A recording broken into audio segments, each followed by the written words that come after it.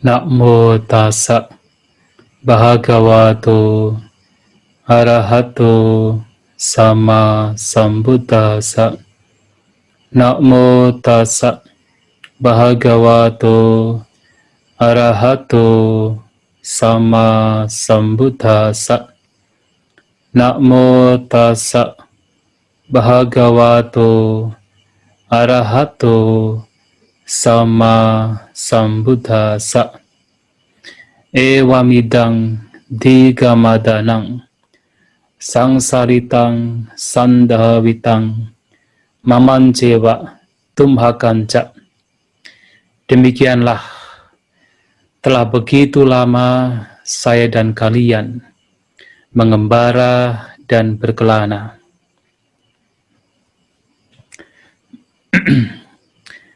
Yang saya muliakan Bante Adikusalu Mahatera, yang saya hormati Rama Ramani yang barangkali ikut hadir pada acara ceramah dhamma, diskusi dhamma malam hari ini. Bapak Ibu saudara-saudari sekalian yang berbahagia, selamat malam semuanya. Terpujilah Sang Buddha. Namo Buddhaya. Ya, malam hari ini kembali kita bersama-sama dengan Pusdiklat Kusala Rama untuk melakukan diskusi dhamma. Dan sesuai apa yang telah di-broadcast, saya diminta oleh panitia untuk membahas tentang asal-usul manusia, terutama menurut Buddhisme, menurut ajaran Sang Buddha.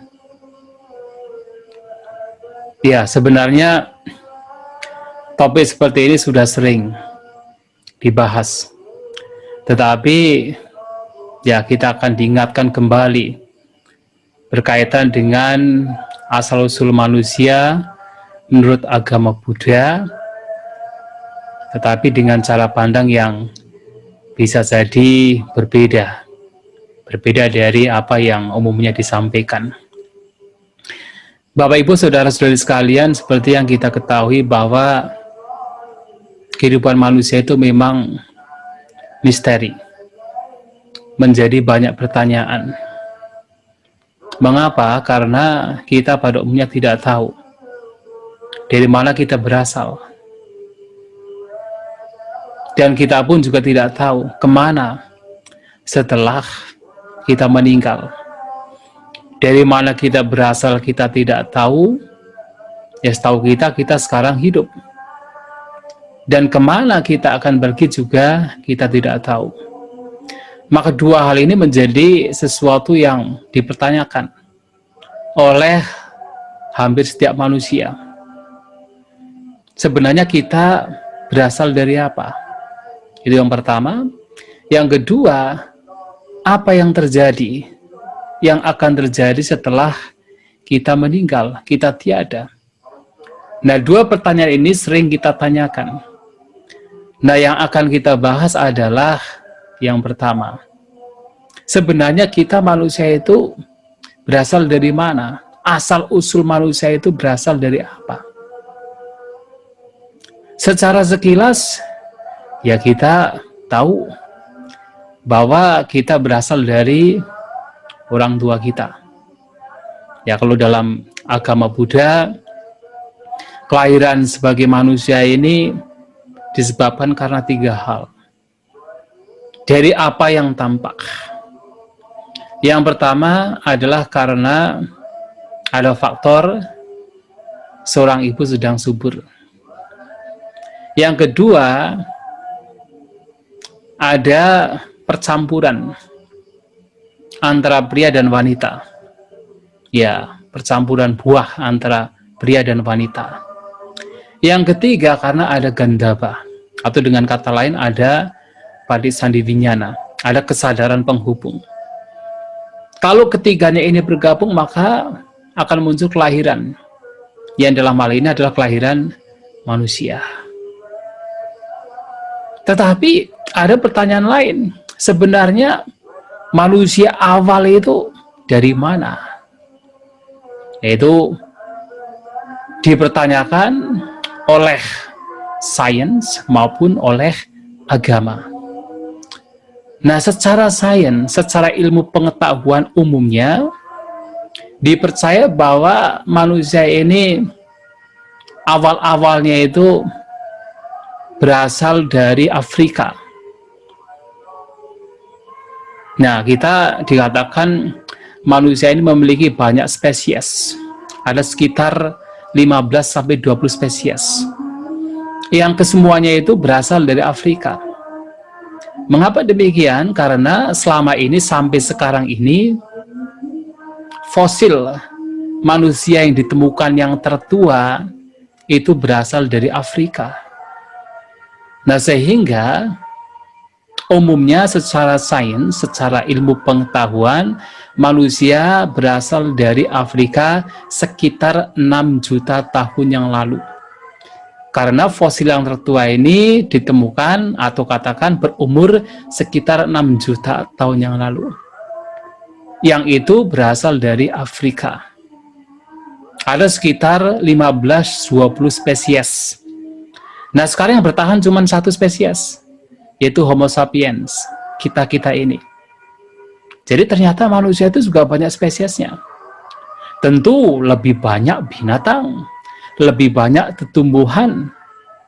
Kalau binatang tidak terhitung.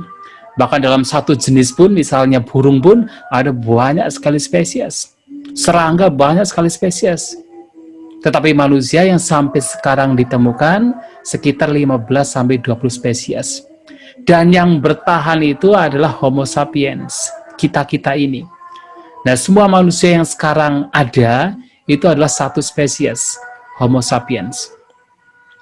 Maka Sang Buddha di dalam Vaseta Sutta juga pernah mengatakan bahwa berbeda dari tumbuhan dan juga binatang yang memiliki banyak spesies, ternyata manusia itu hanya punya satu spesies. Itu disebutkan oleh Sang Buddha di dalam Vaseta Sutta, Sutta Nipata. Dan ini seiring sesuai dengan apa yang ditemukan oleh yaitu sains, bahwa sekarang hanya ada satu spesies manusia, yaitu Homo sapiens. Walaupun awalnya sebenarnya juga ada beberapa, yang tadi dikatakan 15-20 spesies. Nah, kemudian menurut sains, manusia ini juga mengalami perkembangan yang dikatakan diawali dari bahwa nenek moyang manusia itu, kalau menurut Darwin, menurut sains itu ya berasal dari semacam binatang kera besar. Ya, dari kera besar kemudian berevolusi yang mengalami perubahan yang sifatnya adalah dalam jangka waktu yang panjang sekali, sehingga kemudian menjadi sekarang kita manusia modern. Nah, jadi diawali dari spesies manusia yang seperti kera besar dengan diketemukan yaitu tulang manusia, terutama kepala tengkorak manusia yang mempunyai size, mempunyai ukuran, bentuk yang berbeda, yang seperti monyet, kemudian berubah sampai yang sekarang manusia secara modern. Dan juga mereka menemukan bahwa secara yaitu behavior atau secara perilaku juga mengalami perubahan. Jadi yang awalnya itu manusia dikatakan berjalan bukan dengan dua kaki, ya seperti monyet, seperti kera, kemudian lama-kelamaan setelah beberapa juta tahun dikatakan baru bisa berjalan dengan menggunakan dua kaki. Yang awalnya mereka itu hidup dengan berburu, ya, kemudian lama-kelamaan sampai sekarang kita hidup yaitu settle down, kita hidup seperti sekarang ini. Ada perkembangan, secara behavior juga ada perkembangan, secara peradaban juga ada perkembangan. Nah, secara sains adalah demikian. Tetapi bagaimana secara agama? Nah, secara agama manusia secara umum, ya secara umum, terutama agama yang yang berasal dari Abraham, ya kita tahu bahwa secara umum bahwasanya, artinya secara agama bahwasanya manusia ini diciptakan oleh Tuhan, diciptakan oleh katakan kekuatan luar. Nah, dikatakan manusia awal dikatakan sebagai Adam, ya, sebagai Adam yang tinggalnya di surga, nah di sebuah taman namanya Taman Eden. Nah, yang mana awalnya diciptakan dari tanah liat, dibentuk seperti manusia, kemudian ditiupkan angin. Nah, kemudian muncullah, yaitu katakan terciptalah manusia. Nah, kemudian selain menciptakan Adam sebagai pria, juga menciptakan yaitu wanita, yaitu Hawa, ya, yang diciptakan dari tulang rusuk Adam. Nah, jadi kalau menurut agama secara umum demikian, diciptakan oleh Tuhan yang awalnya dari tanah liat, kemudian diberi katakan roh di sana, ya, ditiup dengan angin, nah, kemudian terciptalah manusia. Nah, lantas bagaimana dengan agama Buddha? Nah, ini yang menjadi pertanyaan, karena sebenarnya kalau kita perhatikan agama Buddha itu tidak banyak membahas, bahkan boleh dikatakan tidak menekankan untuk mengetahui sebenarnya kita manusia itu dari mana. Tidak ditekankan.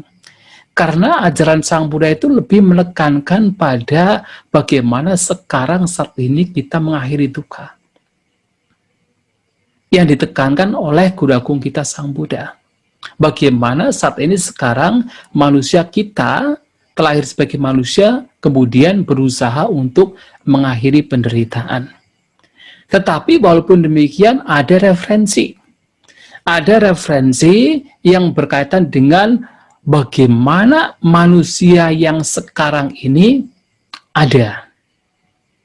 Nah, referensi tersebut bisa kita temukan, bisa kita baca di dalam Aganya Sutta. Nah, khotbah, salah satu khotbah yang bisa kita baca di dalam Tiga Nikaya, terutama bagian yang ketiga.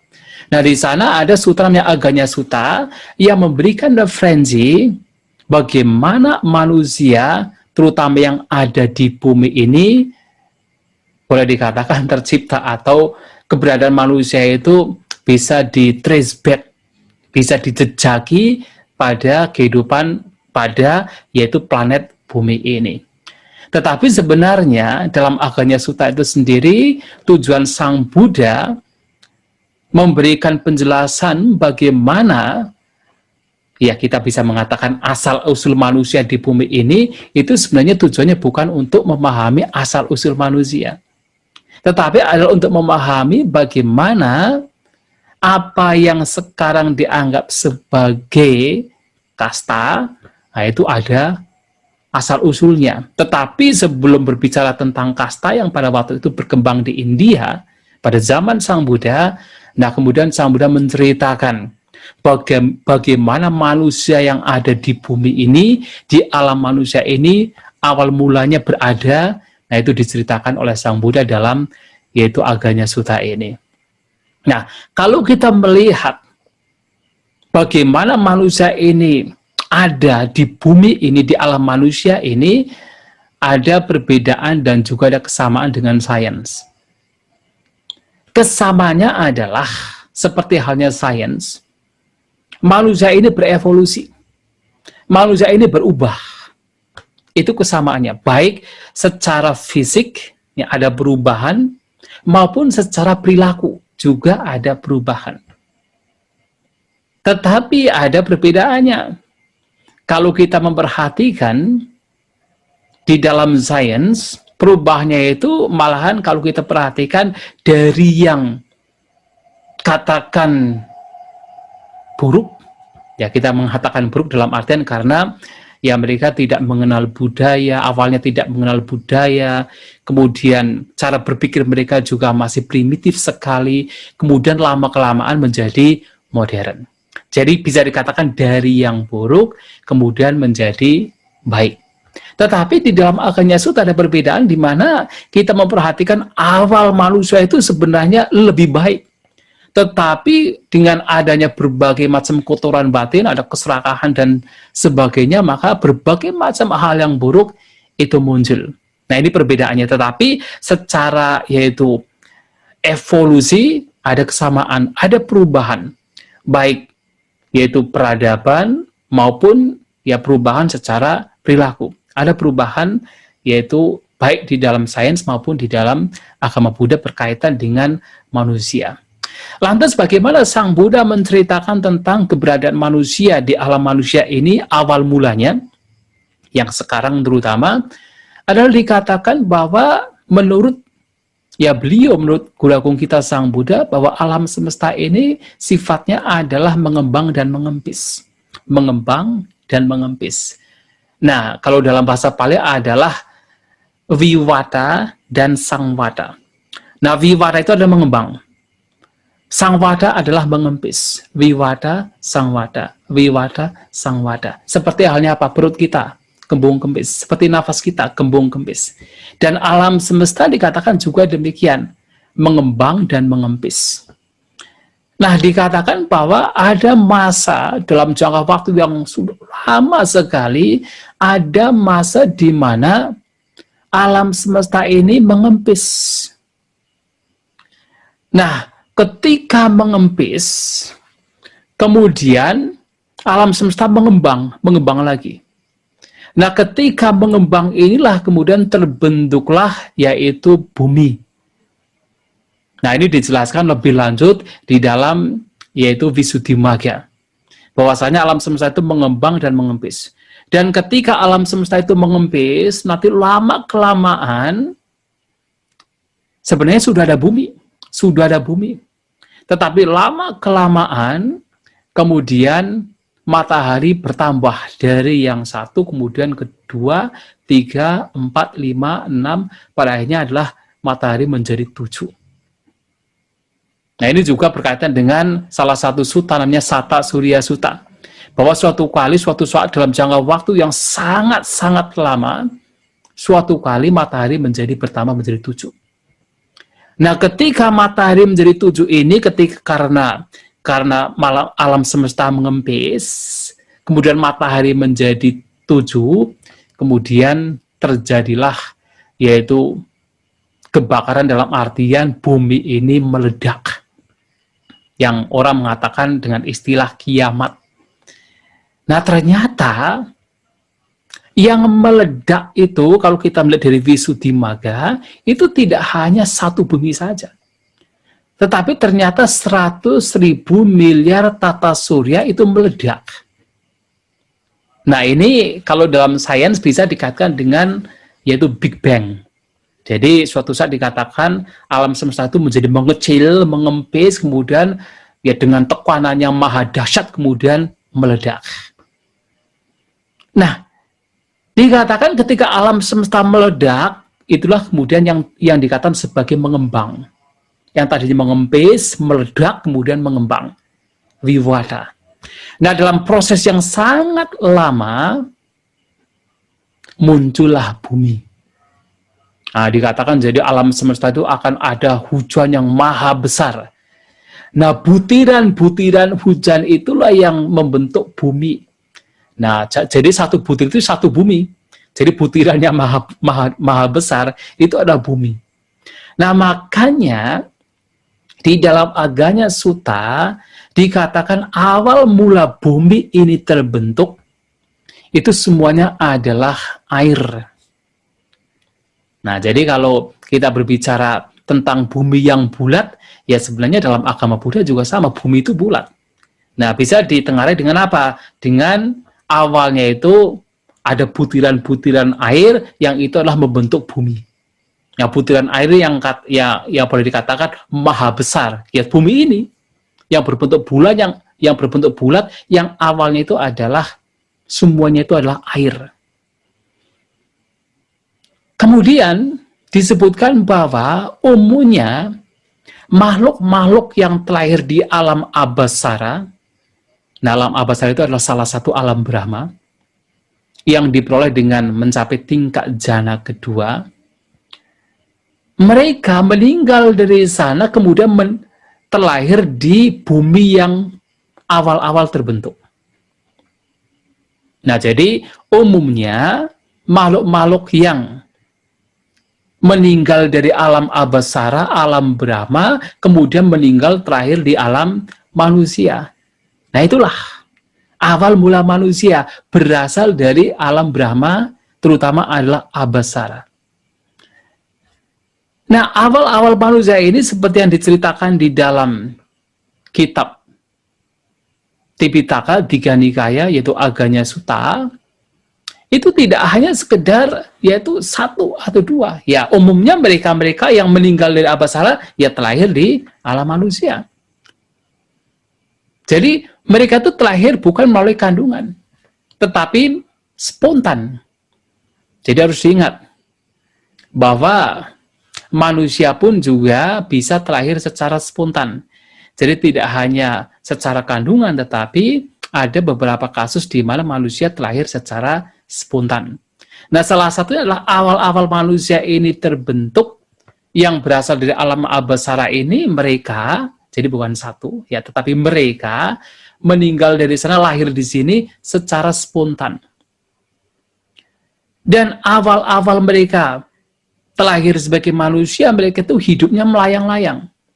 Ya, kita tahu bahwa bumi ini seperti yaitu air. Ya, memang air ya, jadi hanya kumpulan air. Nah, mereka hidupnya melayang-layang. Nah, karena kekuatan konsentrasi mereka, kekuatan kebajikan mereka, kekuatan mereka yang baru terlahir dari alam abasara, mereka hidup melayang-layang dengan badan yang bercahaya. Dan mereka tidak perlu makan makanan secara yaitu kasar. Mereka bisa bertahan dengan apa? Dengan yang disebut pitibaka. Pitibaka artinya makanan yang itu adalah kegiuran. Artinya dengan batin yang tergiur, dengan batin yang diselimuti piti, kegiuran, itulah yang menjadi makanan mereka. Mereka bertahan karena piti. Mereka bertahan karena batin mereka. Dan mereka mengalami kehidupan seperti itu dalam jangka waktu yang sangat-sangat lama.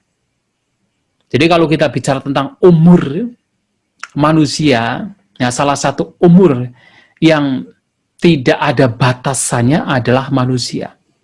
Manusia itu memiliki umur yang tidak terbatas. Artinya apa? Artinya bisa pendek sekali, baru dalam kandungan, langsung meninggal, bisa panjang sekali, berjuta-juta tahun, bisa terjadi.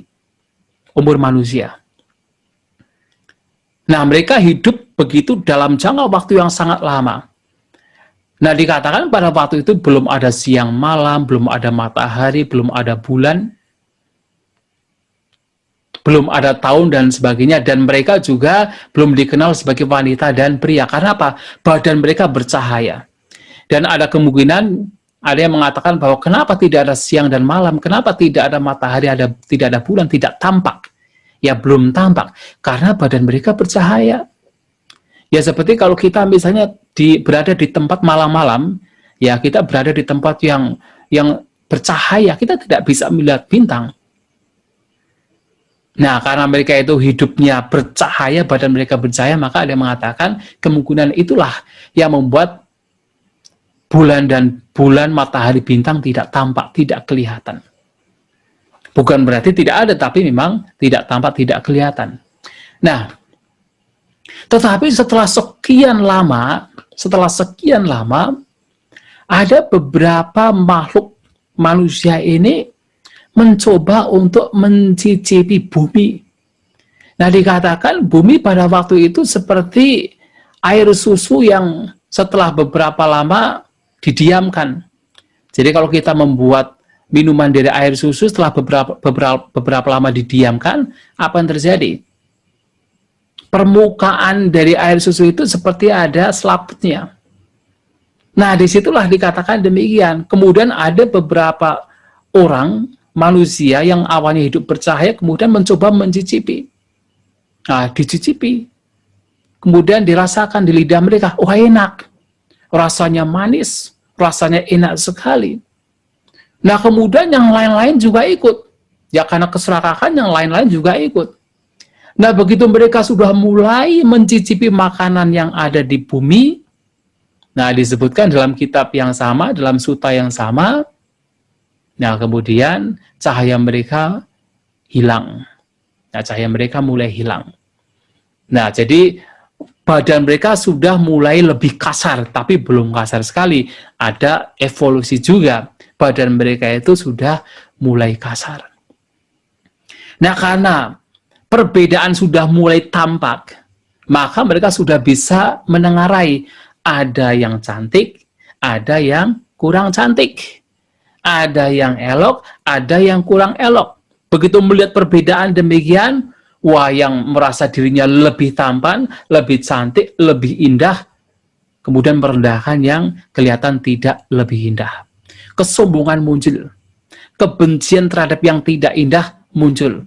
Jadi ada keserakahan, ada kebencian juga berkembang, kesombongan juga berkembang.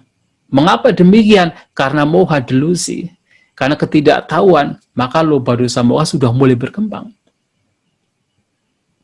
Nah, setelah sekian lama dikatakan karena keserakahan mereka, maka bumi ini juga mengalami evolusi, mengalami perubahan. Yang tadinya makanannya itu seperti tadi selaput susu yang dipanaskan, setelah beberapa saat ada selaputnya, kemudian tumbuhlah tumbuhan yang lain yang seperti ya dijadikan sebagai makanan, yaitu seperti jamur, seperti cendawan. Dan mereka juga mulai makan, dan rasanya juga sama, rasanya itu enak, rasanya manis seperti madu, seperti mentega. Nah, dikatakan sebagai mentega kelas 1, kelas yang paling tinggi. Seperti madu murni, rasanya manis, jadi rasanya enak. Nah, kemudian mereka dengan keserakahan mulai makan. Nah, lama-kelamaan badan mereka semakin kasar, kelihatan semakin kasar. Kesombongan mereka juga semakin bertambah. Nah, lama-kelamaan tumbuhan yang seperti jamur cendawan itu pun juga hilang, seperti yang tadi, yang seperti selaput susu itu juga hilang, yang sekarang juga hilang. Ketika hilang, kemudian tumbuhan seperti bambu, yang juga warnanya juga putih. Dan mereka juga mulai makan. Dan rasanya juga manis sama seperti yaitu yang tumbuhan yang pada awal, tetapi lebih kasar lagi. Semakin mereka makan zat bumi, atau makanan yang di bumi tersebut, semakin keserakahan itu muncul. Semakin kesombongan juga muncul, karena tubuh mereka juga semakin kasar, maka perbedaannya juga semakin kelihatan, semakin tampak. Nah, sehingga dengan keserakahan mereka, bumi pun juga mengalami evolusi, mengalami perubahan. Tumbuhan yang seperti cendawan, seperti bambu ini lenyap, kemudian barulah kemudian muncul yaitu tanaman padi. Nah, dikatakan muncul tanaman padi. Tetapi awalnya padi ini pun juga berbeda dari padi zaman sekarang. Nah, dikatakan padi pada zaman itu, pada awal-awal itu, dikatakan tidak memiliki skam, tidak ada kulitnya. Dan begitu dipetik itu langsung masak. Jadi dipetik langsung masak, langsung bisa dimakan. Nah, ketika mereka mulai makan tumbuhan yang sekarang kita kenal sebagai padi, walaupun berbeda dari zaman dulu, ya sesuai dengan apa yang disampaikan dalam kitab Aganya Sutta, nah tubuh mereka semakin kasar, dan perbedaan antara pria dan wanita juga menjadi tampak.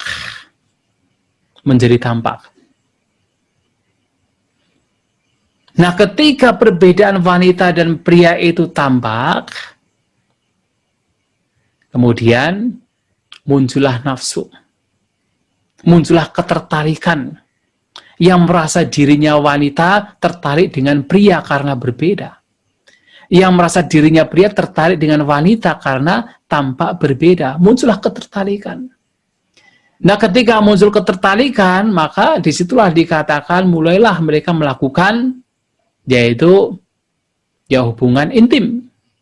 pria dan wanita. Nah, pada awalnya ketika ada orang-orang demikian itu, mereka itu yang teman-teman lainnya itu merasa itu sesuatu yang buruk sekali. Sehingga apa? Dicaci maki, disuruh keluar dari tempat tersebut. Nah, karena mereka yang melakukan tersebut itu diusir, nah lama-kelamaan apa yang terjadi? Supaya tidak kelihatan, mereka membuat rumah. Nah, sehingga rumah yang sebenarnya dibuat, itu adalah dibuat untuk apa? Kalau kita mengacu pada Aganya Sutta, awalnya itu rumah itu dibuat, dibangun, itu adalah untuk apa? Untuk menyembunyikan perbuatan mereka agar tidak terlihat oleh yang lain. Walaupun sekarang kalau kita berbicara rumah kan ya tidak hanya untuk menyembunyikan hal yang seperti itu, tapi juga dibuat seperti indah dan sebagainya. Tetapi awalnya demikian. Nah, ketika mereka sudah mulai yaitu makan padi, makan yaitu beras, mereka juga kemalasan juga semakin muncul. Yang awalnya itu mereka itu mengambil misalnya siang langsung dimakan, kemudian ngambil lagi pagi kemudian dimakan. Nah, mereka mulai apa? Mulai mengumpulkan. Sudahlah kita ambil sore kemudian untuk besok juga. Mulai mengumpulkan, jadi mulai malas. Nah, ketika kemalasan terjadi dikatakan tumbuhan juga mengalami perubahan, mengalami evolusi. Yang tadinya itu tidak ada sekam, tidak ada kulit, yang tadinya itu ketika diambil sudah matang, kemudian mulai ada kulitnya. Nah, mulai kemudian ada yaitu sekamnya. Dan yang awalnya itu langsung bisa masak, kemudian diambil sekarang, baru besok akan masak. Dan seterusnya demikian, sampai pada akhirnya tumbuhan mengalami evolusi yang mana mempunyai umur yang jauh lebih panjang untuk bisa masak. Nah, mereka mulai mengumpulkan, pada akhirnya ya bidang tanah yang ada tumbuhannya ini dibagi-bagi, dipilah-pilah. Ketika dibagi-bagi, kemudian muncul keserakahan yang lain. Ada beberapa orang yang melihat tumbuhan milik orang lain, kemudian dicuri. Nah, disitulah kemudian muncullah apa? Muncullah raja. Jadi mereka mengumpulkan, yang mereka berkumpul, kemudian menunjuk satu orang, dijadikan sebagai pemimpin mereka. Untuk apa? Untuk memberikan hukuman yang mencuri. Untuk memberikan reward, memberikan hadiah kepada mereka yang berbuat baik. Baik. Jadi di sini bagaimana manusia itu mengalami evolusi dari awal yang sebenarnya kelihatannya lebih baik, tetapi kemudian karena keserakahan, kebencian, kesombongan, karena kebodohan, kemudian mengalami perubahan. Dan perubahan mereka tidak hanya fisik, tetapi juga perubahan yang membawa pengaruh kepada alam, membawa pengaruh kepada yaitu bumi itu sendiri. Ya, kita perhatikan dalam khotbah lain juga dikatakan, ternyata berbagai macam musibah yang terjadi katakan di lingkungan sekitar kita juga karena apa? Kejahatan manusia. Nah, dikatakan semakin manusia itu jahat, tidak baik, tidak punya moralitas, maka akan semakin banyak musibah, akan semakin banyak bencana alam. Nah, demikian pula kita memperhatikan awal mula manusia yang di bumi ini, awalnya itu mereka ya kelihatannya baik sekali dari alam abasara, tetapi kemudian lama-kelamaan karena keserakahan, karena kebencian, karena kesombongan, nah kemudian mereka menjadi yaitu ya perilaku mereka berubah, kemudian bumi mereka juga berubah. Katakan bumi sekarang pun juga berubah karena perilaku yang berubah, karena katakan kondisi kualitas batin manusia secara umum juga berubah. Dari yang baik kemudian mengalami degradasi, mengalami penurunan moralitas, dan itu yang mengubah. Tidak hanya mengubah perilaku manusia, tapi juga mengubah yaitu alam semesta. Nah, jadi kalau kita perhatikan asal-usul manusia yang sekarang adalah dari alam abasara. Tetapi pertanyaannya adalah, apakah dari alam abasara ini adalah awal manusia? Nah, itu juga tidak. Ternyata awal manusia pun juga bukan dari abasara. Yang dari alam abasara pun juga berasal dari alam lain. Kalau kita rujuk lagi dan lagi, yang kita dari alam abasara umpamanya, dan dari alam abasara pun juga dari alam lain, yang dari alam lain juga dari alam lain. Dan kalau kita rujuk lagi, kita trace back, kita katakan menjejaki ke belakang lagi, setiap individu, setiap manusia, bahkan setiap makhluk, maka Sang Buddha mengatakan bahwa awal mula sangsara, awal mula pengembaraan setiap makhluk itu tidak diketahui.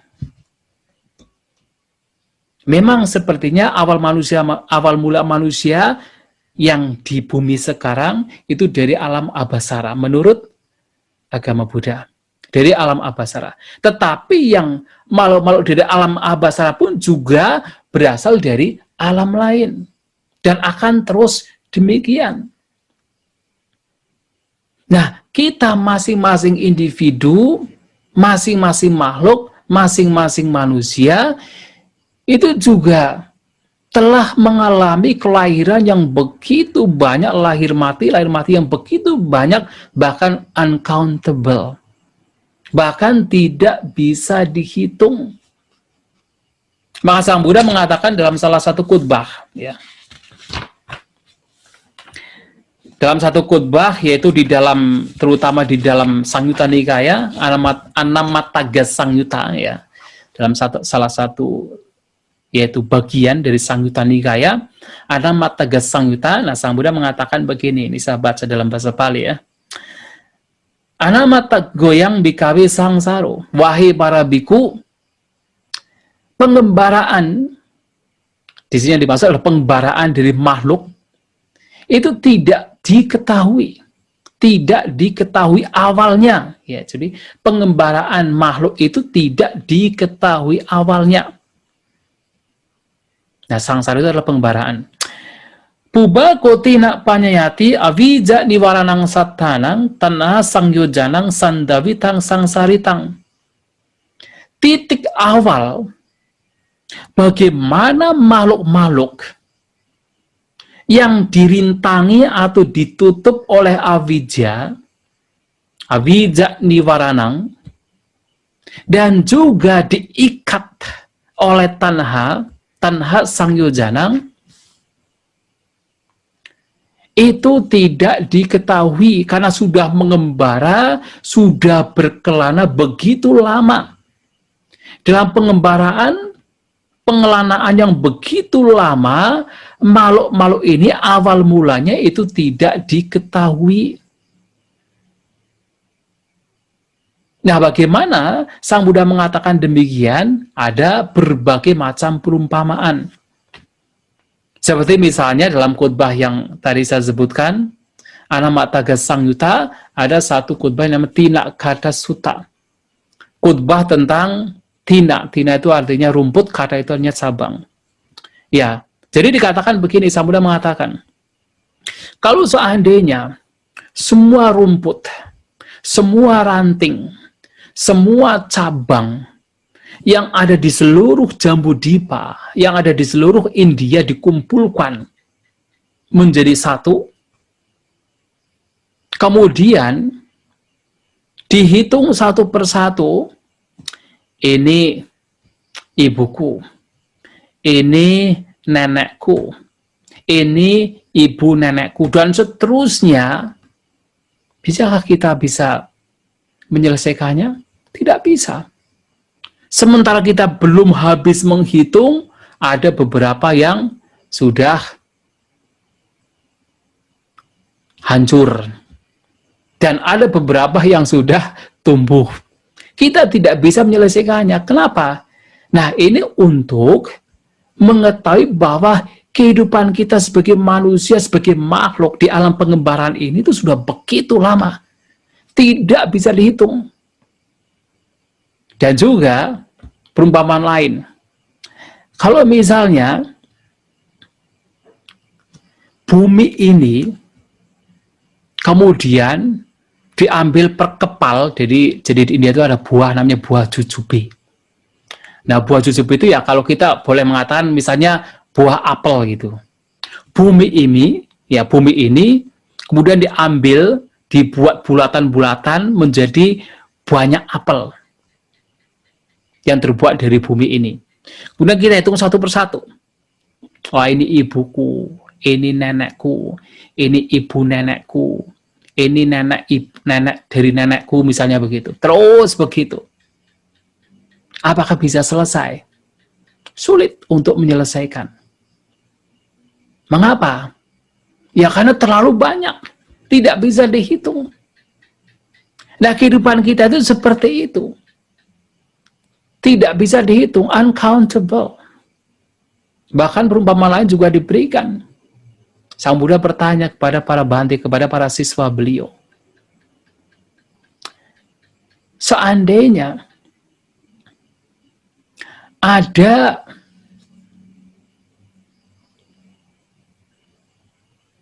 ya, katakan air samudra. Bukan pertanyaan, tapi pernyataan Sang Buddha, maaf. Jadi misalnya, seseorang disuruh menghitung mana yang lebih banyak.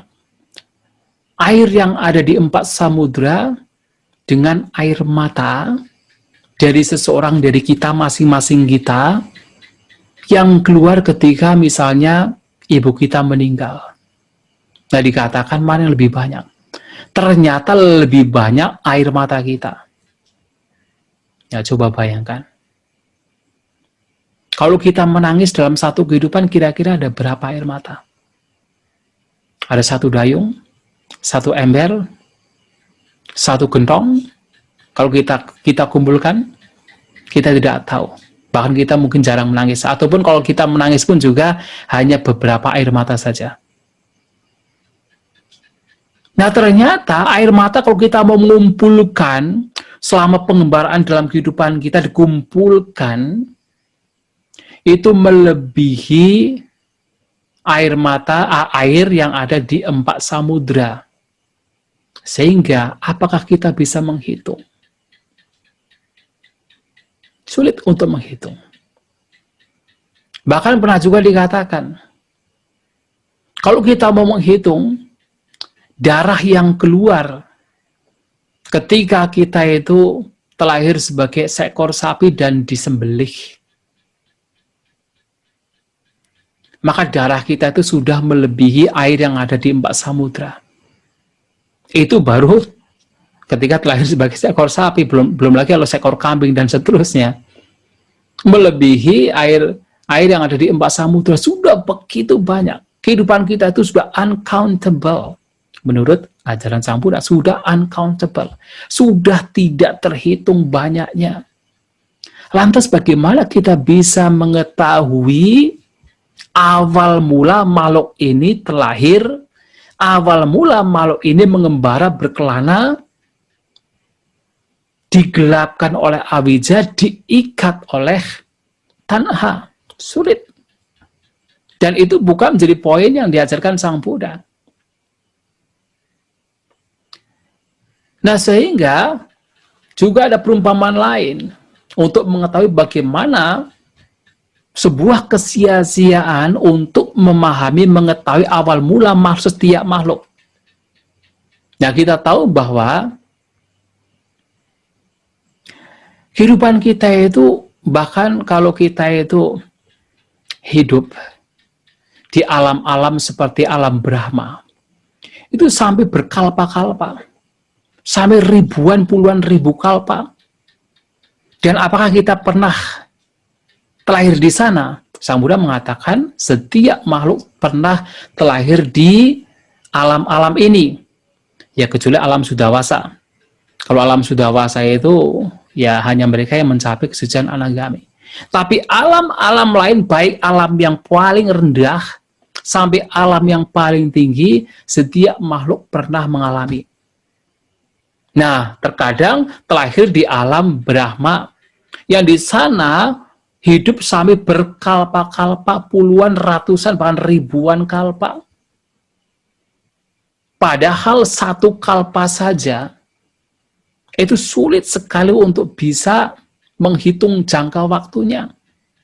Maka Sang Buddha pernah memberikan sebuah perumpamaan untuk mengetahui jangka waktu 1 kalpa. Misalnya ada batu karang yang solid, yang tidak ada bolongannya sedikit pun. Nah, kemudian batu karang itu dikatakan memiliki panjang 1 yojana, tinggi 1 yojana, seperti kubus, ya, seperti bentuk kubus 1 yojana. Nah, kalau dihitung 1 yojana itu dikatakan sekitar 16 km. Bayangkan, batu karang panjang, tingginya, lebarnya 16 km. Dan itu solid. Kemudian ada satu orang setiap 100 tahun sekali membawa kain yang halus. Kemudian diusap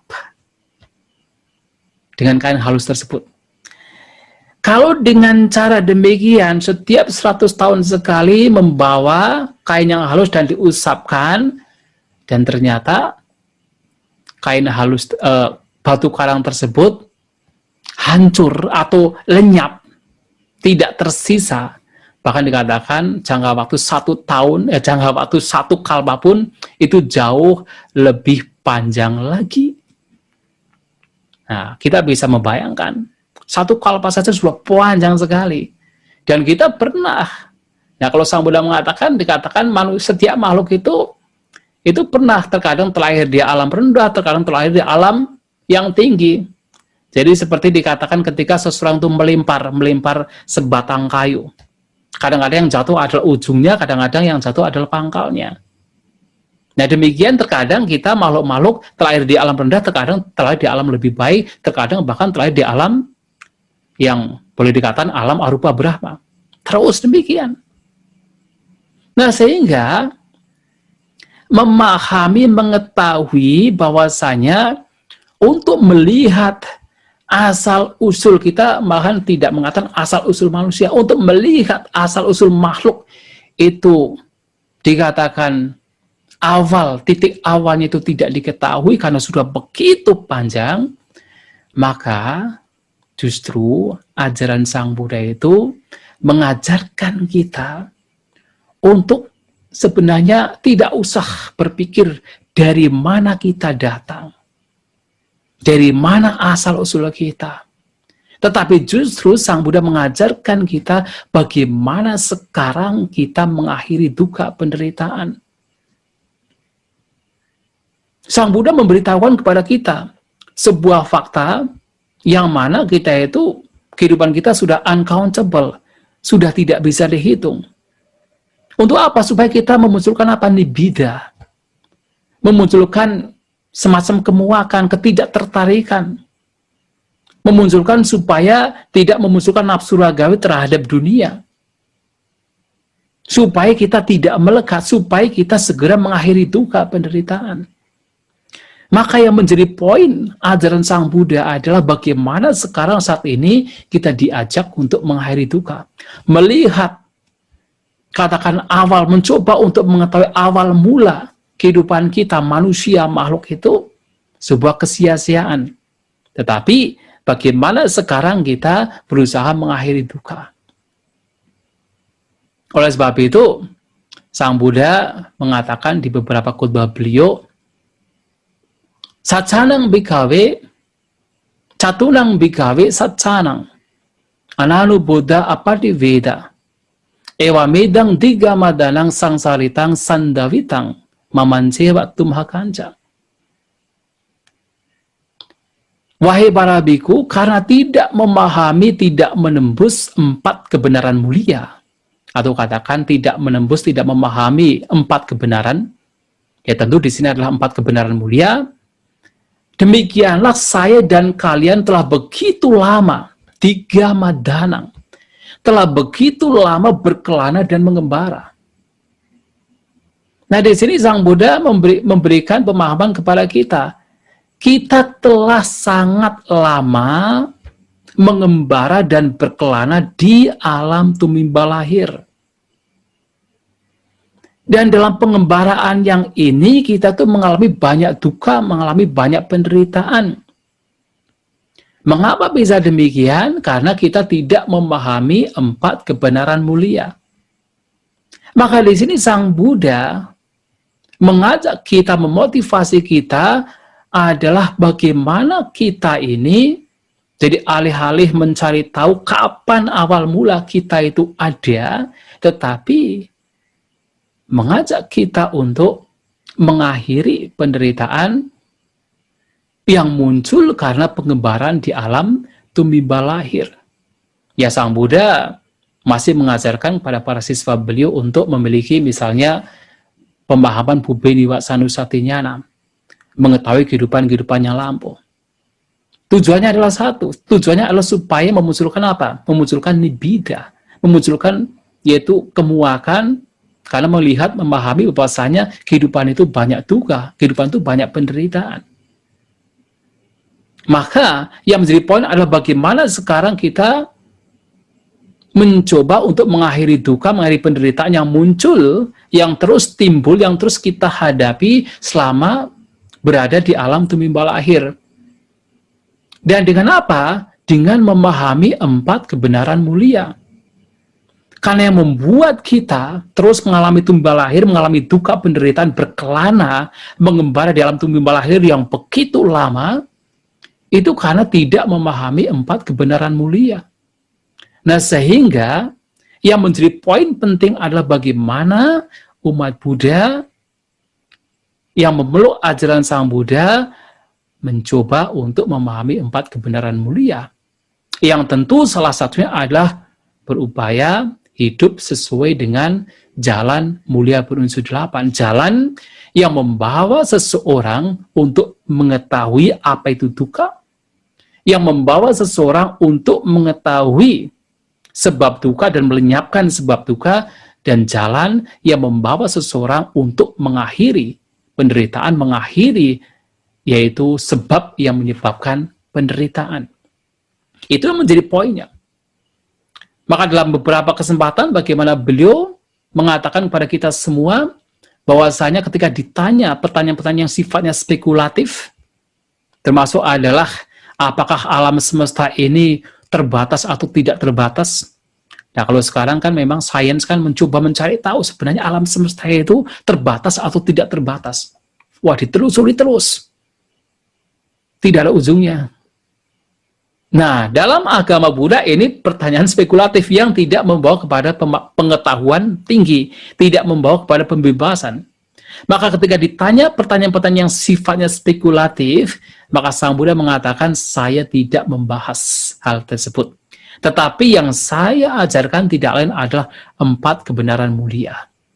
Karena itu yang membawa kepada pencerahan, membawa kepada pembebasan, membawa kepada nibbana. Nah, ini yang menjadi poin yang penting dalam ajaran Sang Buddha. Maka ketika kita berbicara bahkan tentang Paticcasamuppada, ya, dalam Paticcasamuppada kita diberitahukan, ditunjukkan bagaimana manusia itu lahir mati.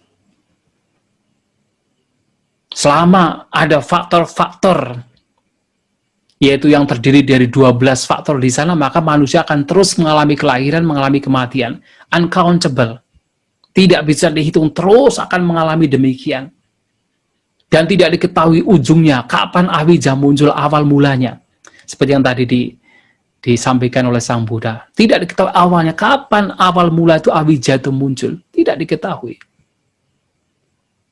Dalam Paticcasamuppada, terutama Dwada Sangga Paticcasamuppada, 12 faktor sebab musabab yang saling bergantungan. Nah, di sana kita ditunjukkan bagaimana manusia makhluk, ya tentu tidak hanya manusia, tapi semua makhluk terus mengalami kelahiran, kematian yang seperti tidak ada endingnya, dan juga tidak diketahui awalnya. Karena apa? Karena faktor-faktor ini. Yang di sana ada avijja, ada tanha, ada upadana, berbagai macam kotoran batin yang membawa kepada yaitu pengembaraan di alam tumimba lahir. Makanya kemudian Guru Agung kita Sang Buddha berbicara tentang Dwadasa Angga Paticcasamuppada. Kalau kita mengikuti Dwadasa Angga Paticcasamuppada dalam artian mengikuti avijja yang kemudian memunculkan sangkara, kemudian memunculkan vinyana dan seterusnya, itu disebut sebagai micca patipada, jalan yang salah. Maka tujuan dari kita memahami Paticcasamuppada adalah bagaimana kita memotong tumimba lahir, memotong kelahiran. Dengan cara apa? Ya, avijjayateva asesa viraga nirodha Sangkara Nirujanti. Jadi dengan lenyapnya mencoba bagaimana berusaha mengupayakan untuk melenyapkan, memadamkan secara total awija itu sendiri.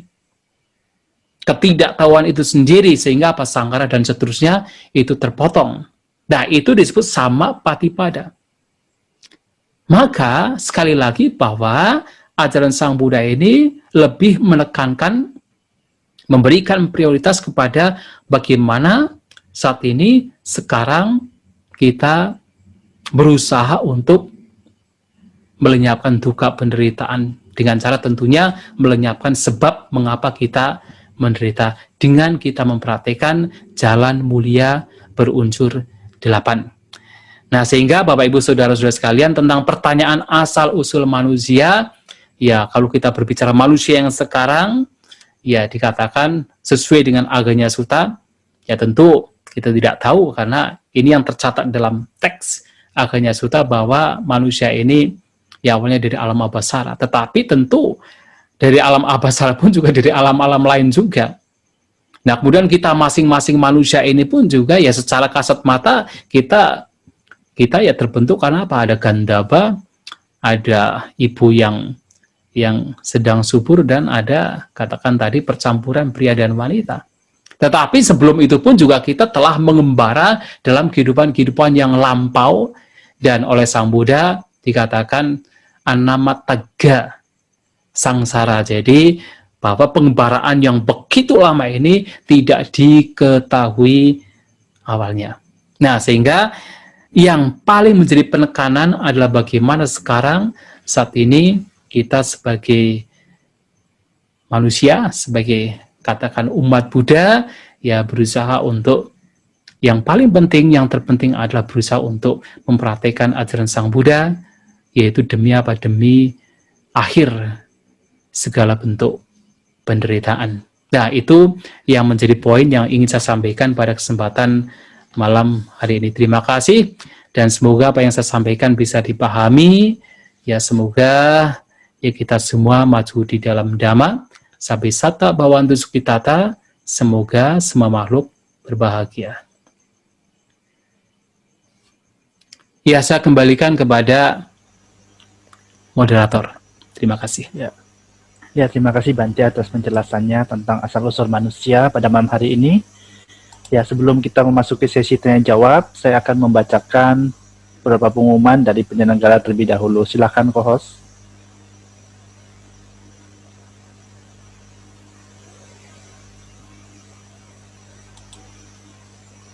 Ya, donasi kegiatan bagi para partisipan yang ingin berdonasi untuk kegiatan SUM Pustika Kusala Arama dan Daya Bekua dapat berdonasi ke rekening BCA di nomor 0272863 189 atas nama Peti Sumita Putri atau Belinda Tania Marvela. Ya, untuk informasi bisa menghubungi Saudari Susanti dan Peti. Ya, bisa di capture ya screen-nya ya. Ya, selanjutnya kita masuki sesi tanya jawab. Bagi yang bertanya bisa raise hand atau mengetik pertanyaan via kolom chat atau kolom komentar. Ya, di sini kita telah memiliki 2 buah penanya langsung. Yang pertama, saya persilahkan kepada Bapak Choa Sin Uncin ya. Silakan Pak, bisa di-unmute host.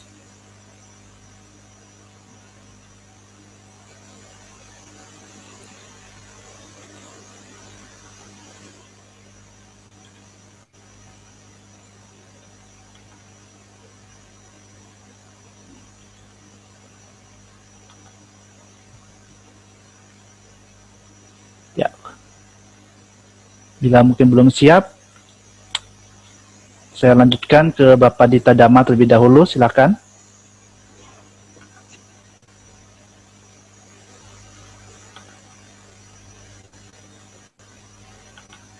Ya, bisa di-unmute dulu.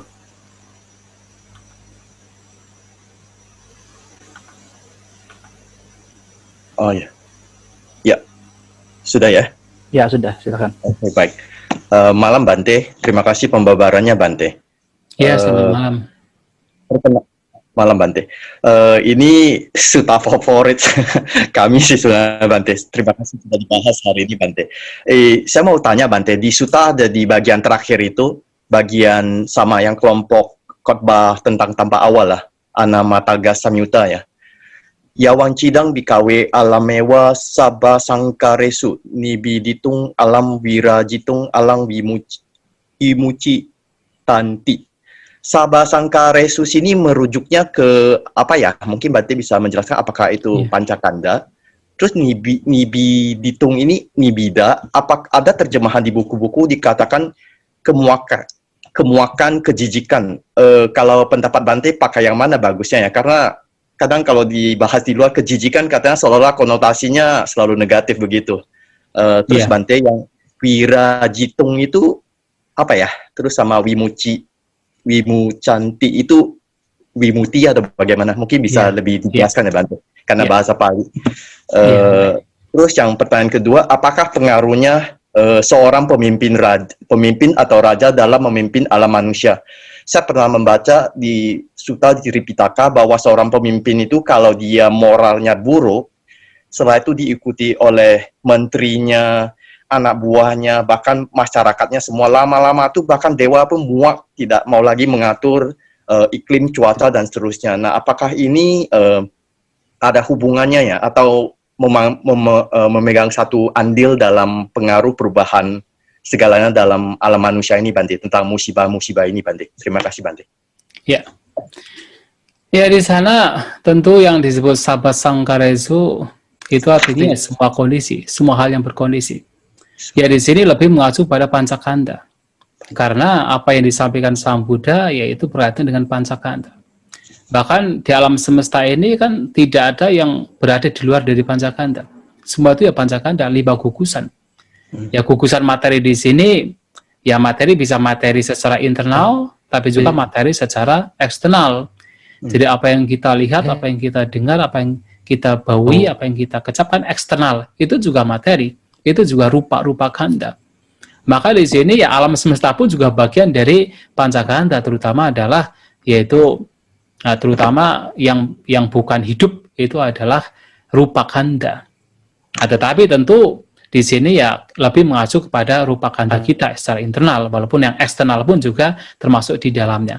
Nah, Sabha Sangkara di sana ya tentu ada 5 gugusan, betul. Semua 5 gugusan, semua hal yang berkondisi. Nah, nibida itu ya memang di dalam yaitu terjemahan ada yang menerjemahkan kemuakan, ya menjijikan gitu. Sebenarnya tidak masalah diterjemahkan demikian asal tentu harus dibedakan. Jadi harus dijelaskan kembali yang dimaksud menjijikan di sini apa, yang dimaksud dengan muak di sini apa. Kan yang terpenting adalah penjelasan lebih lanjutnya. Ya, yang muak di sini bukan muak karena kebencian, tetapi justru muak karena apa? Karena melihat ketidakkekalannya. Ya, melihat penderitaan yang muncul. Nah, kalau yang tadi dikatakan bahwa setelah melihat bagaimana awal mula katakan sangsara, tumbal lahir atau pengembaraan itu tidak diketahui ujungnya sudah begitu lama, itu adalah karena apa? Karena melihat duka di sana, karena melihat penderitaan di sana. Maka melihat penderitaan di sana memunculkan apa? Memunculkan kemuakan. Tetapi dalam bahasa Inggris ada yang menerjemahkan disenchanted. Nah, disenchanted itu artinya ketidaktertarikan, tidak tertarik lagi. Ya, silahkan. Tetapi yang terpenting ada bagaimana ketidaktertarikan di situ, kemuakan di situ bukan karena kebencian, tetapi lebih karena kebijaksanaan. Melihat ketidakkekalan, melihat duka penderitaan, akan melihat yaitu anatta, kemudian memunculkan nibida. Maka di dalam khotbah lain kan dikatakan, seperti yang sering kita baca, kita bisa menemukan di dalam Parita Biru, dalam yaitu Dhammapada. Nah, di sana kan dikatakan sabe sangkara anicca yadda panyaya pasati atani bindati. Nah, ini bindati di sini. Atani bindati duke esa mago visuddhya. Ya, jadi apa? Melihat apa? Segala sesuatu adalah tidak kekal. Nah, ketika seseorang melihat dengan kebijaksanaan, kemudian muncul apa? Nibida. Muncullah ketidaktertarikan, muncullah yaitu kemuakan di dalam hal yang memberikan penderitaan. Nah, di sini tidak hanya melihat ketidakkekalan, tetapi juga sabha sangkara duka, melihat penderitaan. Bahkan melihat apa? Sabe dhamma anatta, melihat yaitu tanpa inti. Maka memuncullah nibida. muncullah yaitu ketidaktertarikan, muncullah kemuakan, tapi kemuakan dalam artian yang muncul karena kebijaksanaan, bukan karena kebencian. Nah, jadi itu adalah nibita. Kemudian yang virajitung itu dari kata viraga. Ya, viraga. Jadi kalau nibiditung itu adalah nibita, virajitung adalah viraga. Ya, jadi biasanya dalam suta-suta, orang yang memiliki nibida, ya katakan disenchanted atau katakan ketidaktertarikan, maka tidak ada nafsu ragawi di situ. Ya, tanpa raga di situ. Ya, viraga, tanpa raga, tidak ada nafsu ragawi di situ. Dan ketika tidak ada nafsu ragawi, ya menjadi apa? Vimucati, terbebaskan. Nah, vimucati artinya terbebaskan. Nah, sehingga di sini melihat yang tadi bahwa awal mula sangsara ini tidak diketahui untuk apa? Supaya apa? Memunculkan nibida, memunculkan viraga terhadap semua hal yang berkondisi, dalam artian semua, ya katakan 5 gugusan. Tidak memunculkan, ya katakan memunculkan nibida dan juga viraga di dalam 5 gugusan tadi. Untuk apa? Supaya tidak melekat dan terbebaskan. Nah, itu tujuannya. Makanya tadi saya mengatakan pada akhirnya adalah tujuan kita, umat Buddha, adalah bagaimana kita menghentikan duka penderitaan. Ya, karena itulah Sang Buddha memberitahukan tentang hal ini pun juga untuk apa? Supaya kita memunculkan nibida viraga untuk supaya terbebaskan. Untuk terbebaskan dari penderitaan karena pengembaraan di alam tumimba lahir. Kemudian pertanyaan yang kedua itu sudah benar memang. Ya, dikatakan dalam sebuah khutbah bahwasanya kalau rajanya ini mempunyai moral yang buruk, maka nanti menterinya juga ikut-ikutan. Kemudian tentaranya, prajuritnya juga ikut-ikutan, kemudian para pegawai lainnya juga ikut-ikutan, rakyatnya ikut-ikutan, sehingga apa? Banyak musibah yang datang. Nah, sehingga tadi saya juga menyampaikan, kalau moral manusia itu semakin buruk, maka di sana juga akan banyak apa musibah. Ya kan, kita juga bisa melihat kan, kalau misalnya pemerintahnya itu korup, ya suka korupsi, yang lain-lain juga ikut-ikutan juga kan, tidak takut kan. Tapi kalau misalnya presidennya itu tidak suka korupsi, yang lain-lain juga takut juga. Mau korupsi jadi apa? Jadi apa? Oh, nanti ketahuan. Jadi apa? Menjadi baik juga. Nah, kalau semuanya baik, maka alam pun juga akan terlindungi. Karena yang membuat alam hancur kan ketika masyarakat atau manusianya itu tidak baik. Artinya apa ya? Karena manusia tidak baik, makanya ya eksploitasi alam, mengeksploitasi alam. Jadi alam dihancurkan. Tetapi kalau manusianya baik, ya menjaga alam, alam dijaga, maka bencana juga tidak banyak. Dan itu sangat rasional, sangat rasional. Apa yang disampaikan Sang Buddha itu ya sesuai dengan logika. Ya, demikian ya. Terima kasih kepada saudara Dita Dhamma. Ya. Ya, terima kasih pertanyaan saudara Dita Dhamma dan jawabannya pada saudara Cito. Selanjutnya kita lihat pertanyaan via chat lebih dahulu. Silakan co-host. Ya, dari Agus Wianto, pertama ialah, apakah konsep manusia ini dalam Mahayana juga sama atau ada perbedaan? Yang kedua, bila manusia berasal dari alam Abasara, berasal dari manakah dewa atau asura? Terima kasih Bante, silakan Bante. Ya, kalau saya pribadi untuk mengetahui apa sama dengan atau beda dengan Cekta Mahayana, saya pribadi kurang tahu. Ya, sehingga kalau saya nanti menjawab, kemudian salah, yaitu malah tidak baik. Ya, lebih baik nanti ditanyakan kepada mereka yang memang expert dalam ajaran Mahayana, dalam sekte Mahayana. Ya, nanti ditanyakan ke mereka. Untuk yang pertanyaan pertama. Nah, untuk pertanyaan kedua, apakah mereka itu dalam dewa atau alam asura gitu? Ya, sebenarnya kalau kita bicara tentang makhluk Abasara itu termasuk alam Brahma. Terutama rupa Brahma. Jadi dikatakan bahwa seseorang yang dengan tingkatan meditasinya mencapai jhana kedua, maka dikatakan kalau dia itu sudah wasi, katakan sudah mastery di jhana kedua, bahkan ketika meninggal juga jhananya tidak hilang, maka terakhir di alam Abasara. Itu termasuk makhluk Brahma. Kalau di dalam terminologi Buddhis biasanya ya terkadang ada pembedaan. Dewa itu adalah makhluk yang ada di surga. Sedangkan Brahma adalah makhluk yang ada di Brahma, lebih tinggi dari dewa. Tapi terkadang juga Sang Buddha juga menyebut makhluk Brahma juga sebagai dewa. termasuk alam dewa, termasuk katakan makhluk dewa. Bahkan ada kalanya Sang Buddha menyebut yaitu makhluk Brahma atau dewa yang ada di surga itu dengan istilah yaka. Padahal yaka itu adalah istilah yang juga digunakan sebagai yang mengacu kepada salah satu makhluk dari alam dewa yang rendah, alam Catumarajika. Tetapi ada kalanya juga menyebutnya dengan istilah yaka. Terkadang demikian. Makanya ada satu sutta namanya Kakuda Sutta. Nah, di sana seorang dewa datang. Itu dalam Dewa Buta Sangyutta. Seorang dewa datang kepada Sang Buddha. Nah, di sana Sang Buddha menggunakan istilah apa? Yaka. Ya, walaupun itu dewa, tapi digunakan istilah yaka. Nah, malahan di dalam kitab komentar dari Kakuda Sutta ini, ternyata dewa yang disebut Kakuda ini bukan dewa dari alam katakan surga Tusita atau surga Yama dan ya surga-surga yang sering kita kenal, tetapi malahan dia berasal dari alam Brahma. Nah, dikatakan dia dari alam Brahma, jadi seorang Brahma. Menggunakan istilah dewa, menggunakan istilah yaka. Maka di sini ya tentu di sini alam Abhasara adalah dewa, atau dengan kata yang lebih tepatnya adalah makhluk dari alam Brahma.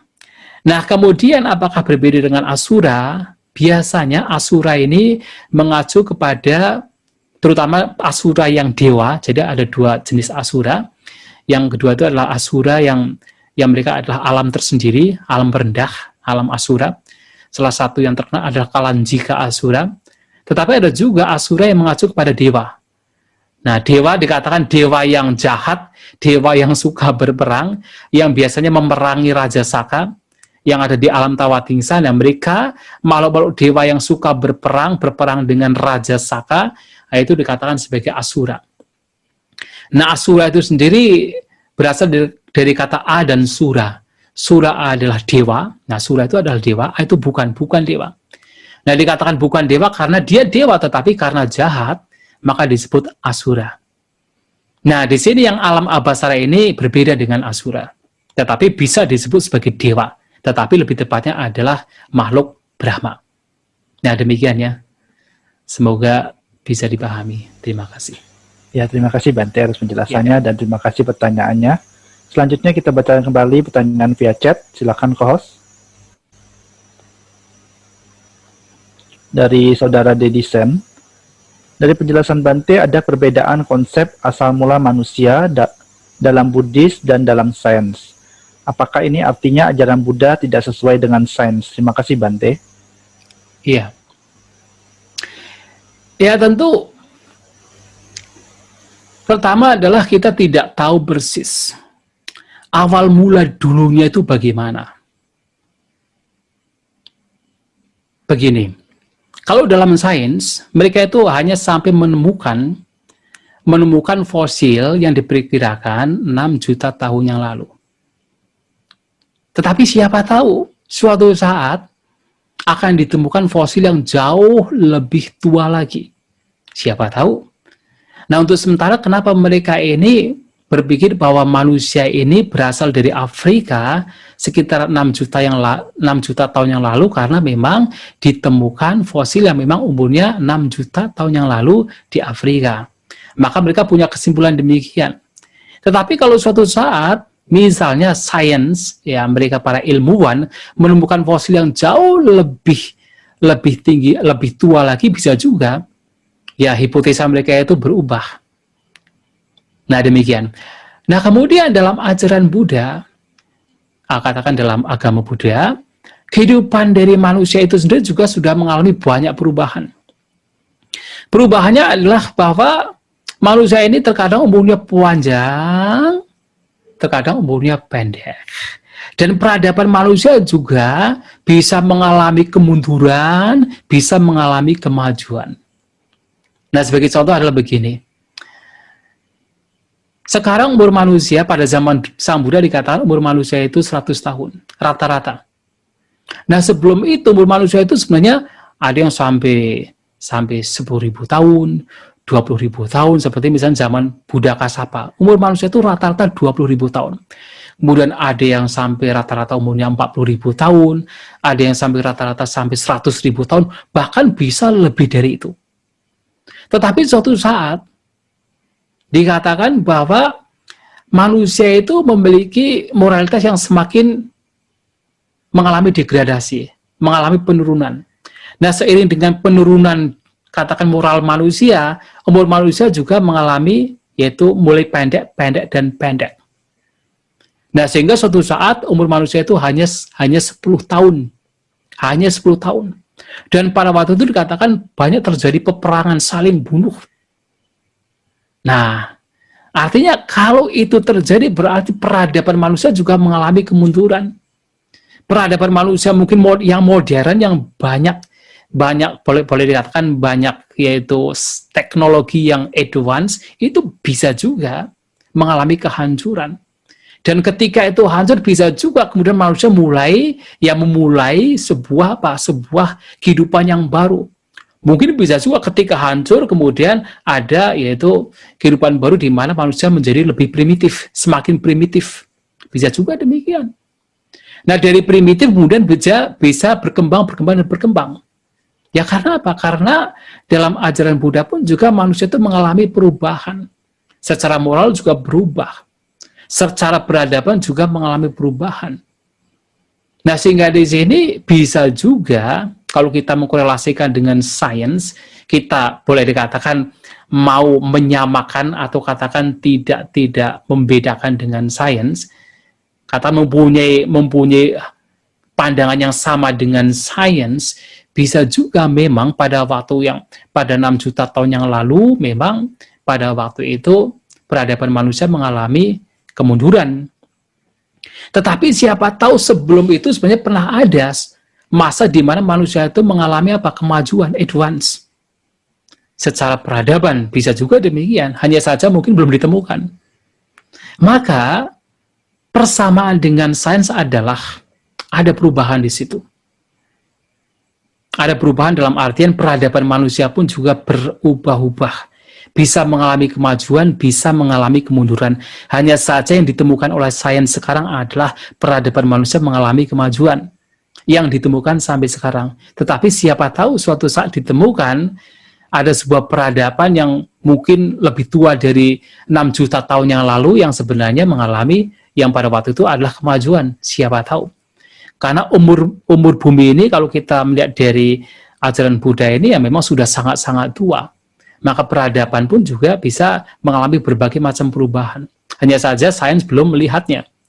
Nah, sehingga di sini ya kita untuk sementara memang kelihatannya berbeda, tetapi bisa juga ya sama, karena sains belum melihat sebuah peradaban yang sebelum 6 juta tahun yang lalu. Siapa tahu suatu saat ditemukan.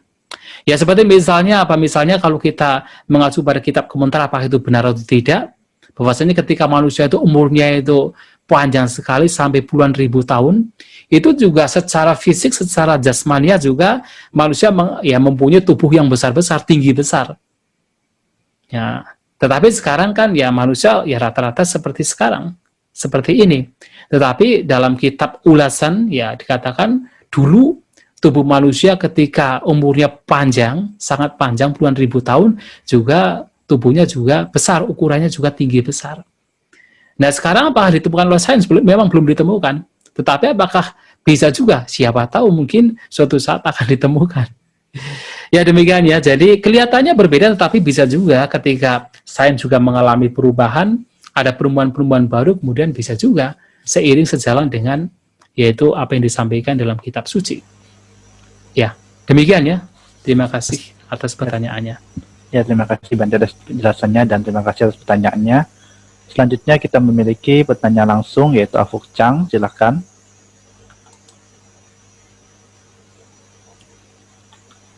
Ya, bisa di-unmute. Oke. Ya, selamat malam yang mulia Bante. Selamat malam. Ini melanjuti pertanyaan Pak Dita. Ini menjelang Pilkada tanggal 9 bulan 12 tahun 2020. Bagaimana konsep Buddhis dalam mencari pemimpin? Serta apa boleh tokoh agama mengarahkan umat untuk memilih paslon tertentu? Itu aja pertanyaan saya. Terima kasih. Ya. Ya, jadi kalau pemimpin yang baik ya kalau kita melihat dari apa yang disampaikan oleh Guru Agung kita Sang Buddha secara inti, secara sederhana adalah Dhammiko Dhammaraja, pemimpin atau raja. Kalau zaman dulu kan raja. Ya, raja di sini mengacu pada pemimpin. Adalah pemimpin yang hidup sesuai dengan dhamma.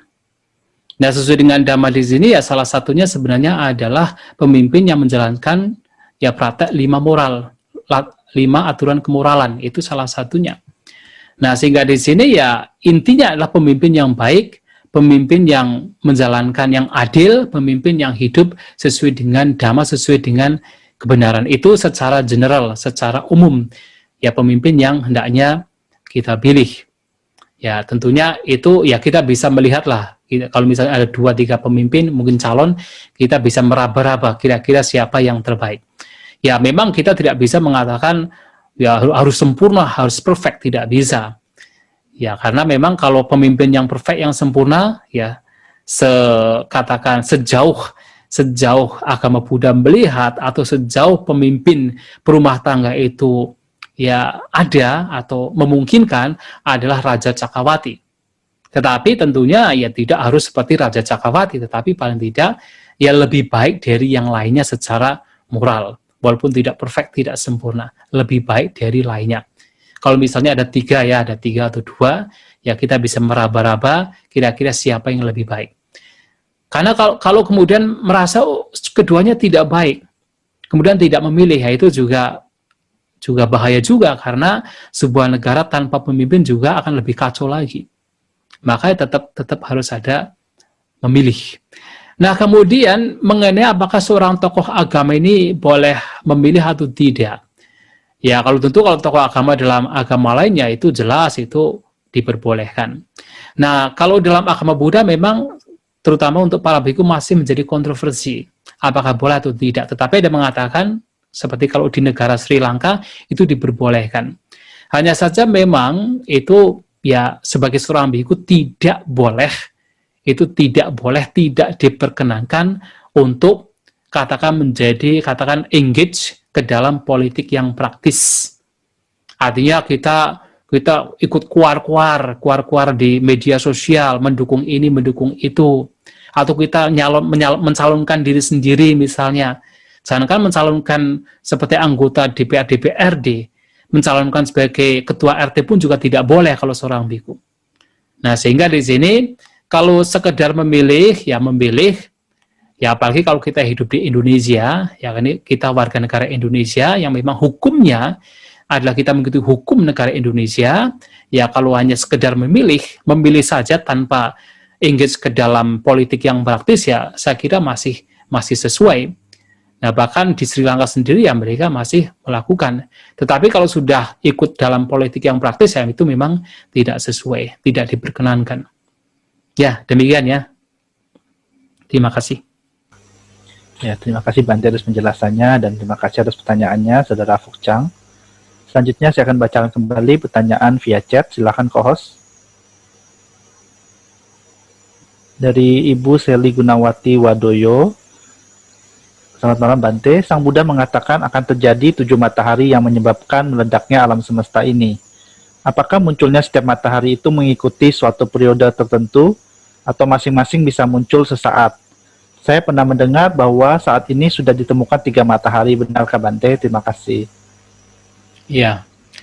Kalau kita melihat dari khotbah Satta Surya Sutta, ya, Satta Surya Sutta, itu munculnya itu dalam satu matahari ke matahari lain itu dalam jangka waktu yang sangat lama. Sangat lama, jadi tidak serentak. Pertama tidak serentak, dan mereka itu muncul juga dari yang satu, kemudian setelah jangka waktu yang sangat lama, kemudian muncul matahari kedua. Setelah itu, dalam jangka waktu yang sangat lama, muncul matahari ketiga. 3. Kemudian dalam jangka waktu yang sangat lama, muncul matahari ke-4. Nah, tentu kalau kita melihat dari Satta Surya Sutta, ya kita baru muncul matahari pertama, ke-1, belum ke-3. Karena kalau sudah muncul matahari kedua saja, Kalau kita melihat dari Satta Surya Sutta, manusia sepertinya sudah mati semua. Manusia sudah meninggal semua. Karena dalam ada satu kondisi bahkan sebelum matahari kedua saja ada satu periode di mana ya dikatakan akan ada kemarau yang sangat panjang, ratusan ribu tahun kemarau, yang dari situ tampaknya manusia juga sudah tidak ada. Artinya bumi ini sudah tidak layak untuk dijadikan tempat tinggal manusia, sudah tidak ada.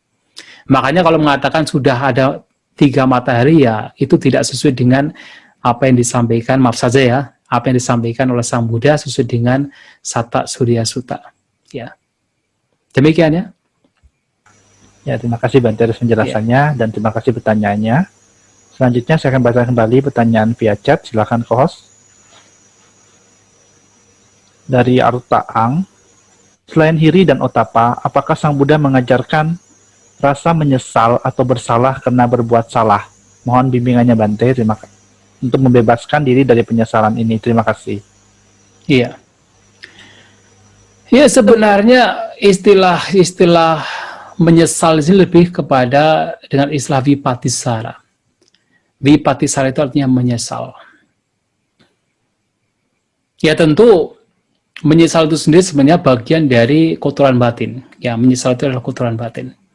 Maka kotoran batin di sini ya harus dilenyapkan. Ya seseorang bisa belajar dari pengalaman yang lampau, bisa belajar dari bahkan kotoran batin yang muncul. Ya, jadi kotoran batin yang muncul pun juga bisa dipelajari.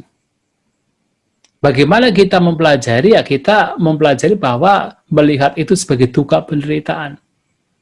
Artinya kalau misalnya kita berbuat salah, berbuat jahat yang tidak baik, timbul penyesalan. Itu penderitaan. Penyesalan itu membuat kita menderita. Nah dari situ kita belajar, wah ternyata kalau saya berbuat salah, berbuat jahat, saya menderita. Saya tidak nyaman, saya tidak bahagia, wah saya harus berbuat hal yang baik, supaya tidak muncul vipatisara, supaya tidak muncul menyesal. Maka seringkali Sang Buddha itu ketika membabarkan Dhamma kepada para siswa beliau mengatakan, saya telah membabarkan Dhamma kepada kalian, pergilah ke hutan, pergilah ke bawah pohon, pergilah ke tempat yang kosong, bermeditasilah di sana, jangan menyesal di kemudian hari. Nah, ada istilah jangan menyesal di kemudian hari. Nah, di sini artinya apa? Penyesalan itu sesuatu yang tidak baik, itu penderitaan. Itu kotoran batin. Nah, sehingga di sini ketika orang menyesal, yaitu itu kotoran batin, tetapi itu harus apa? Dilenyapkan. Nah, kita belajar dari situ, ternyata kalau berbuat jahat, nah kita menyesal, kita menderita. Maka berusaha dengan hal tersebut memunculkan sangbeha, memunculkan keterbukaan batin, agar tidak melakukan hal yang sama, agar tidak terjadi penyesalan di kemudian hari. Tetapi bukan berarti fenomena demikian kemudian dibenci, tidak. Membenci kotoran batin pun termasuk penyesalan, itu juga bagian dari kotoran batin. Tetapi kita belajar dari apa yang tidak menyenangkan yang kita alami untuk menjadi, katakan, lebih baik ke depannya, atau untuk memurnikan batin kita dari pengalaman-pengalaman yang dikatakan tidak menyenangkan, termasuk penyesalan yang muncul karena telah melakukan kejahatan. Demikian ya. Terima kasih atas pertanyaannya. Dan itu berbeda dengan hiri dan otapa ya. Berbeda dengan hiri dan otapa. Ya, terima kasih Bante atas penjelasannya dan terima kasih pertanyaannya. Selanjutnya kita baca kembali pertanyaan via chat. Silakan co-host. Dari Afucang Marinau. Manusia dalam pengertian Buddhis terdiri dari badan dan batin atau nama rupa. Mengapa manusia dilahirkan, untuk apa, dan apa tujuan hidup manusia? Terima kasih Bante. Iya. Ya tentu, kalau kita sudah memahami ajaran Sang Buddha, sekarang kita terlahir sebagai manusia, ya kita punya tujuan. Tujuannya adalah kita mengakhiri duka, mengakhiri penderitaan. Tujuannya adalah bagaimana kita bisa terbebas dari kelahiran itu sendiri. Dari tumimba lahir, dari pengembaraan di alam tumimba lahir.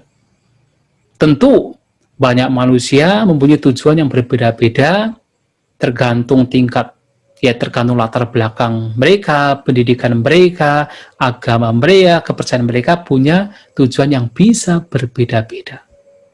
Mungkin seseorang kebanyakan bertujuan hidup sebagai manusia, kemudian nanti terlahir di alam surga. Silakan. Tetapi sejauh agama Buddha melihat, ya tentu kita hidup sebagai manusia, terlahir sebagai manusia, mengenal ajaran Sang Buddha, maka idealnya tujuan kita adalah bagaimana kita mengakhiri duka, mengakhiri penderitaan, mengakhiri tumimba lahir dengan praktek jalan mulia Bunshu 8. Nah, itulah yang boleh dikatakan sebagai tujuan kita terlahir sebagai manusia untuk tidak disia-siakan sesuai dengan ajaran Sang Buddha. Ya, demikian. Terima kasih atas pertanyaannya. Ya, terima kasih Bante atas penjelasannya dan terima kasih pertanyaannya, Saudara Fuchang. Selanjutnya kita baca kembali pertanyaan via chat. Ya, dari Yuliana Ong. Apakah dewa atau Brahma juga dapat merealisasi nibbana saat mereka berada di alam surga atau Brahma? Dan apakah juga dimaksud dengan merealisasi nibbana ini, Bante? Terima kasih. Ya, ya, ada banyak kasus di mana mereka Brahma dan juga dewa juga mencapai kesucian, kecuali yang berada di dalam arupa Brahma. Yang terlahir dalam arupa Brahma itu tidak bisa mencapai kesucian. Itulah kenapa ketika Sang Buddha membabarkan Dhamma dan ingin membabarkan Dhamma pada awalnya kepada dua guru meditasi, Alarakalama dan Udakarama Buddha, ternyata mereka sudah terlahir dalam arupa Brahma. Nah, tidak jadi. Ya, karena sudah tidak mungkin bisa membabarkan Dhamma kepada mereka. Ya, ketidakberuntungan mereka sudah terlahir di dalam arupa Brahma. Tetapi khusus yang alam rupa Brahma, kecuali asanya sata. Nah, dalam arupa Brahma ada satu alam namanya asanya sata. Nah, kecuali asanya sata, semuanya bisa mencapai kesucian. Ya, bisa mencapai kesucian. Bahkan alam Brahma khusus yang sudawasa, yaitu khusus untuk mereka yang mencapai kesucian anagami. Ya, anagami maga dan pala. Tadi saya melihat ada pertanyaan apakah hanya maga saja dan pala atau pala saja. Yaitu tentu sudah pala, anagami pala. Karena antara maga dan pala itu sebenarnya itu momennya itu kalau dalam tradisi Theravada itu momennya adalah itu berdekatan sekali. Begitu mencapai maga pasti pala. Maka yang terlahir di alam sudawasa ya pasti pala, anagami pala. Nah, bahkan mereka bisa mencapai arahat di sana, di alam sudawasa. Alam Brahma sudawasa. Nah, sehingga di sini apakah mereka yang terlahir di alam Brahma bisa mencapai kesucian? Bisa, kecuali arupa Brahma dan alam asanya sata. Dan bagaimana dengan dewa? Juga bisa. Ya, ada banyak kasus di mana beberapa dewa juga mencapai kesucian setelah mendengar ajaran Sang Buddha. Nah, di sini apa yang dimaksud dengan kesucian? Ya, kesucian di sini adalah lenyapnya kotoran batin. Ya, kotoran batin bisa dilenyapkan secara bertahap. Kalau melenyapkan yaitu kotoran batin dalam bentuk 3 belenggu, itu adalah kesucian Sotapanna. Kemudian kalau melenyapkan 3 belenggu dan melemahkan 2 belenggu lainnya, dikatakan kesucian Sagadagami. Nah, ketika melenyapkan yaitu 5 belenggu, yaitu baru anagami. Melenyapkan 10 belenggu dengan kata lain melenyapkan semua kotoran batin, itu adalah arahanta. Nah, apa yang dimaksud dengan nibbana? Nah, nibbana adalah hancurnya segala bentuk kotoran batin. Maka disebut lobakaya, dosakaya, mohakaya. Hancurnya keserakahan, kebencian, dan kebodohan. Ya, demikian ya. Terima kasih atas pertanyaannya. Ya, terima kasih Bante atas penjelasannya dan terima kasih atas pertanyaannya. Ya, selanjutnya saya akan membacakan pertanyaan terakhir untuk sesi kita kali ini. Ya, dari Jenny Chiu. Nanti saya ingin bertanya, bagaimana manusia bisa bersekutu dengan makhluk yang ada di alam peta? Apakah mereka ada hubungan karma atau tumimba lahir? Mohon penjelasannya, Bante. Iya. Ya tentu di sini ya ada banyak faktor ya, mungkin ya barangkali mereka-mereka yang bisa yang memiliki misalnya mata dewa, ya mata dewa itu adalah diba caku, dengan kekuatan diba caku, nah mereka bisa melihat makhluk-makhluk peta, mereka bisa bercakap-cakap dengan peta. Ya seperti misalnya Bante Mahamoggallana. Nah biasanya di dalam salah satu yaitu Sutta, dalam Samyutta Nikaya juga ada satu kelompok namanya Lakhana Samyutta. Di sana banyak cerita bagaimana Bante Mahamoggallana dan juga Bante Lakhana ketika turun dari Gijakuta. Jadi kalau yang pernah ke India kemudian naik Gijakuta, nah itu di lembahnya itu kalau pada zaman Sang Buddha itu banyak makhluk petanya di lembahnya itu yang ada penjual-penjual di sana itu banyak makhluk petanya. Nah itu menurut Sutta ya, bukan menurut saya. Nah dikatakan ketika Bindapata kemudian melihat makhluk peta. Ya melihat, artinya kalau melihat ya berasosiasi, katakan bersekutu dalam artian ada hubungan, bisa melihat gitu kan. Nah, di situ tidak harus karena ada hubungan dekat, tidak harus.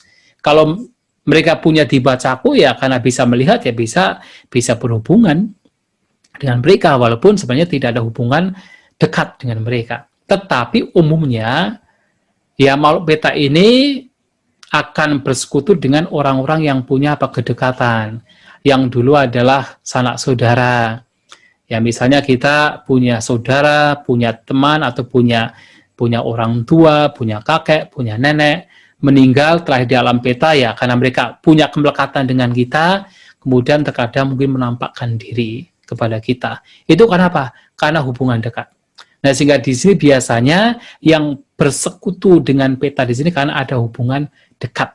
Tetapi khusus mereka yang punya diba caku yaitu bukan karena hubungan dekat, karena mereka bisa melihat, makanya mereka bisa berasosiasi dengan makhluk-makhluk peta. Jadi ada dua kemungkinan seperti itu. Ya, terima kasih. Ya, terima kasih Bante atas penjelasannya. Ya, pertanyaan tadi juga menutup sesi tanya jawab kita pada malam hari ini. Sebelum kita menyimak kesimpulan Bante Santacitto pada malam hari ini, mari kita berfoto bersama. Bagi yang ingin foto bersama, silakan membuka kameranya.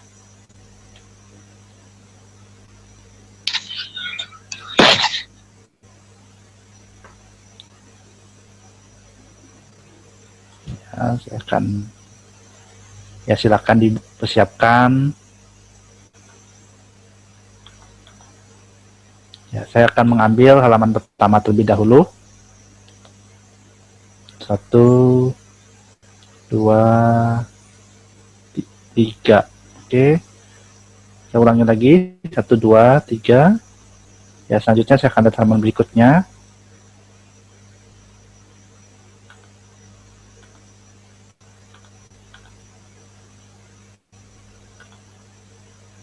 Ya, saya halaman 2, silakan. 1, 2, 3.